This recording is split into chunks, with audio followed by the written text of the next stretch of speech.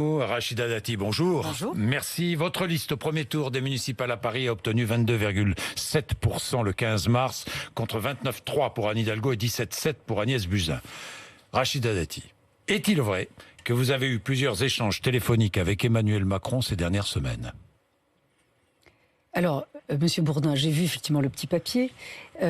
C'est vrai ou faux ? Non, mais je vais vous dire la réalité des choses, parce qu'au bout d'un moment... Oui, mais il vaut mieux dire la réalité. Bien sûr, mais est-ce qu'une seule fois vous m'avez prise en défaut sur même des choses, j'ai fait des interviews avec vous depuis très longtemps. C'est vrai. Et donc, je n'ai jamais été prise en défaut sur soit une trahison, soit un mensonge politique. À un moment donné, il faut dire les choses. Emmanuel Macron, je le connais depuis longtemps.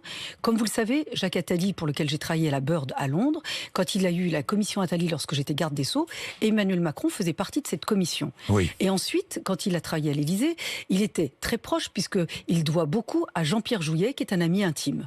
Et Jean-Pierre Jouyet, qui est effectivement un ami de longue date, pour lequel j'ai beaucoup de respect, qui est un grand commis de l'État, un grand serviteur de l'État. Et donc j'ai connu effectivement très bien Emmanuel Macron, aussi par le biais de Jean-Pierre Jouyet. Et d'ailleurs, quand il était ministre de l'économie, on a parlé beaucoup, vous savez sur quel sujet ? Non. La lutte contre la radicalisation, qui était un sujet, avant même qu'il soit candidat à la présidentielle.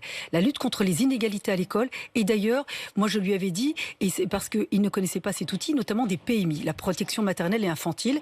Et je lui avais dit, la lutte contre les inégalités à l'école, ça commence depuis la crèche, depuis l'école maternelle et l'école primaire. Et à l'époque, la gauche avait supprimé les études dirigées, les internats d'excellence et les bourses au mérite. Et je me souviens, quand il était donc dans le gouvernement de François Hollande, je lui avais dit, Emmanuel, ce sont des erreurs. Pourquoi ? Parce que c'est-à-dire que nous, c'est pas de donner, c'est de donner plus à ceux qui ont moins sur la ligne de départ. Et donc on a toujours eu des échanges de cette nature depuis longtemps. On parle politique, on parle de la France, et même, vous savez, même les manifestations qui existent aujourd'hui. Oui. Voilà. Et donc, je vais y revenir, sur la campagne municipale, bien sûr qu'on en a parlé, mais parce que moi, j'étais... Ces dernières semaines, là. Non, mais c'est pas... Oui, non, mais si. On a échangé. Vous avez parlé de la stratégie adoptée à Paris. Non, parce que... À aucun moment. Non, c'est pas une stratégie, Monsieur Bourdin. Ah. On a parlé de politique, parce qu'effectivement, je vais vous dire, à l'époque, quand M. Griveaux était candidat, beaucoup, vous savez, nous on est parti de 8%. 8% à Paris.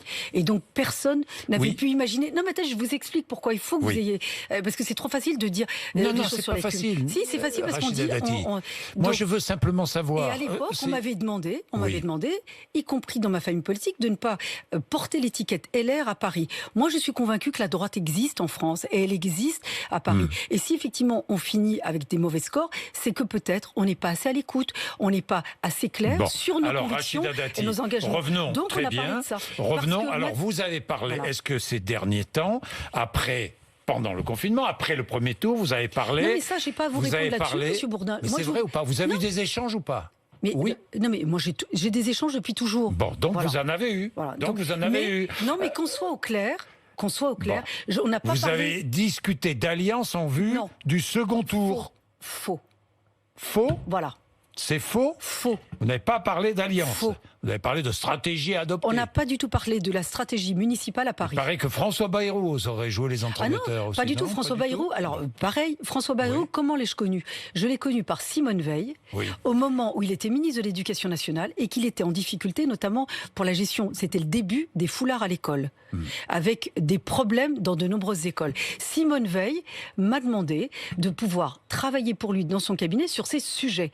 Et donc, nous nous connaissons avec Marielle de Cernez et François Bayrou depuis cette époque. Et nous sommes amis. Bien. Voilà. Alors,